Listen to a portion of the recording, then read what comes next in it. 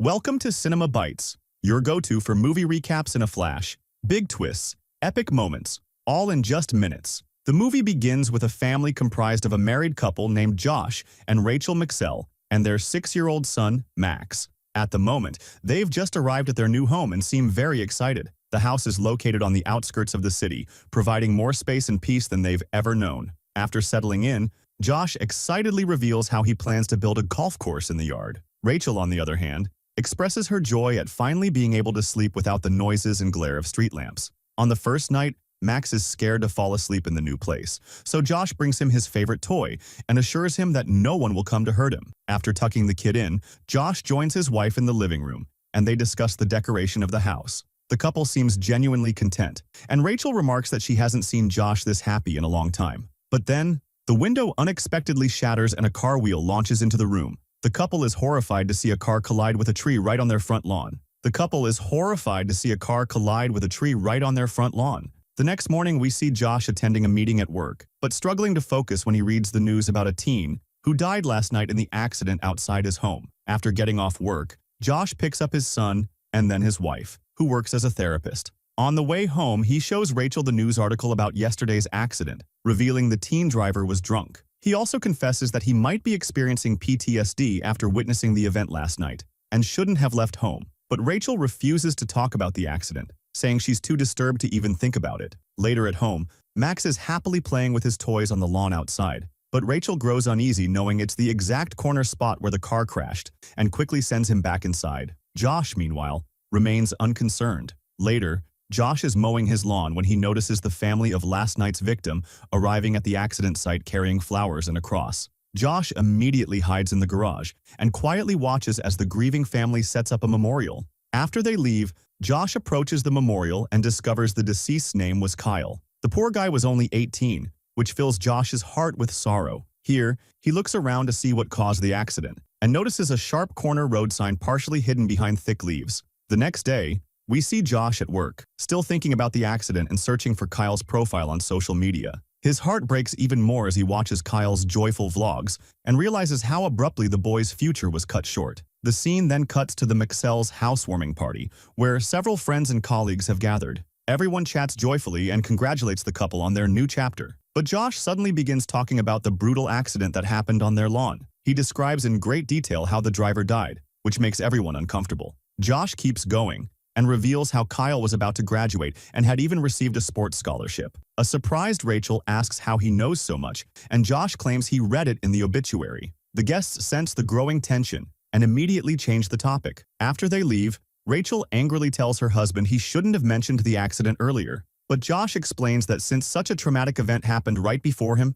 he was naturally curious. Rachel insists he needs to see a therapist to work through his feelings and suggests one of her colleagues, Peter. She adds that he looks smug while telling the story, like he was cashing in on someone's misfortune. However, Josh brushes off her concerns as nonsense. The next day, Josh grabs a chainsaw and heads toward the sharp corner signboard by the roadside. He cuts away the overgrown branches around it, making the sign clearly visible to help prevent another accident from happening. Days later, Josh decides to move on from the accident and focus on his family instead. They spend the day at an amusement park and try to enjoy a break from everything. That evening, Josh is grilling meat, right when he hears the sound of crash. It turns out that a new accident has occurred when one vehicle violently crashed into another one, and one of the cars ends up speeding away. After calling 911, a worried Josh rushes to the crashed car and finds the driver badly injured. He begins talking to the man in the hopes of keeping him conscious until help arrives, but the man can't hold on much longer and tragically succumbs to his injuries.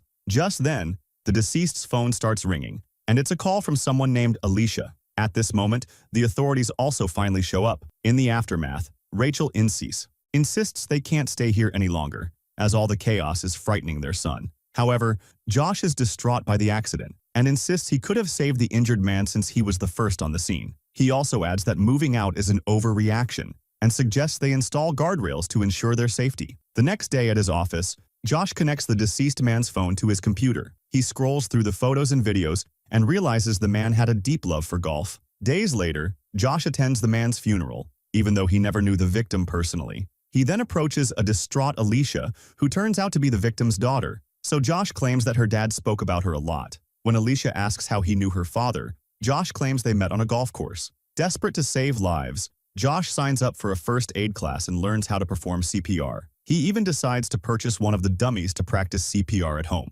From then on, he becomes consumed with mastering first aid and completely ignores his work responsibilities. One day, Josh is summoned to his boss's office, where he's informed that a team member has filed a complaint about his negligence. He lets Josh off the hook this time, but urges him to focus on bonding with his team. That evening, Rachel is bathing her son when she notices bald patches on his head. The worried woman asks if he's been pulling out his own hair, and Max admits he has. The next day, the couple decides to take Max to a psychiatrist to better understand the situation. The doctor suggests that the frequent accidents in front of their home might be causing the boys stress and anxiety. Rachel agrees with this, but Josh argues that their son never actually witnessed any of the incidents and only heard the noise. He then offers to spend more time with their son for a few days, hoping to understand what's really bothering him. Rachel worries about his job and the money, but Josh assures her that he can work remotely if needed. In the following scene, Josh skips work and decides to spend time with Max at home. But instead of truly focusing on his son,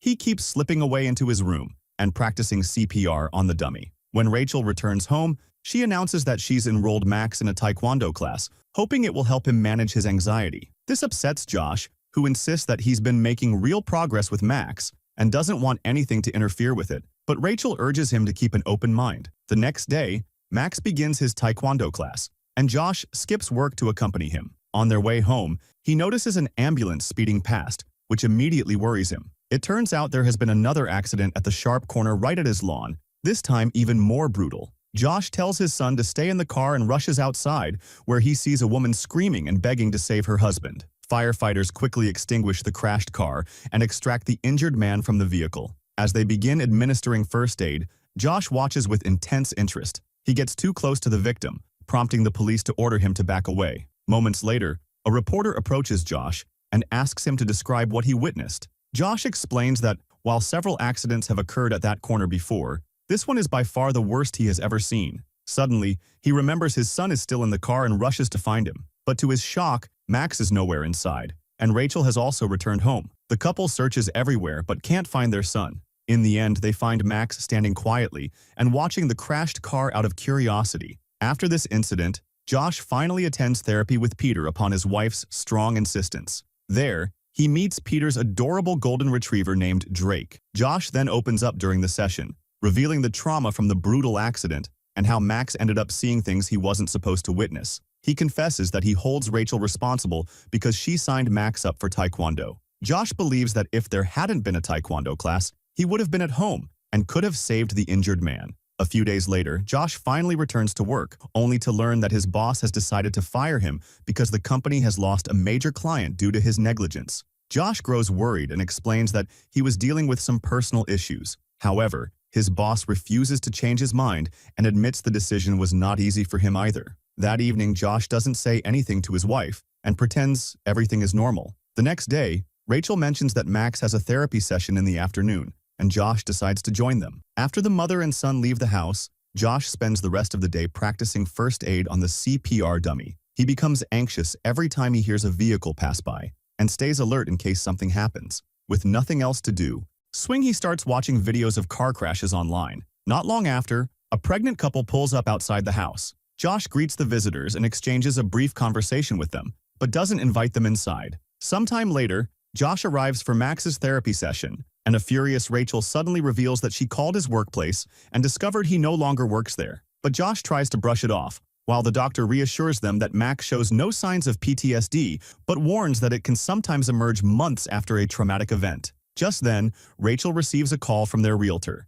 and she quickly excuses herself to answer it. The scene then shifts to their home, where an angry Rachel is packing her and Max's belongings. She's furious to discover that Josh scared off the potential buyers by warning them about the string of accidents. She's also upset that he didn't inform her about his dismissal from the job. Josh tries to stop her, claiming that the buyers were pregnant and that he didn't have the conscience to hide the truth. But Rachel refuses to listen, and, to make matters worse, she finds the CPR dummy. She thinks her husband is a nutjob who actually wanted the accidents to happen. In the end, Rachel storms out with Max, leaving Josh completely alone in the house. Sometime later, Josh meets with his lawyer, who reveals that Rachel has filed for divorce and restricted his access to Max to just 2 hours a week. Josh wants to fight for custody, so the lawyer explains that first, he will need to sell his current house and live nearby Max's school. Basically, he needs to prove to the court that Max's safety and well-being are his #1 concern. Hearing this, Josh agrees and begins preparing the house to sell. When he visits Max,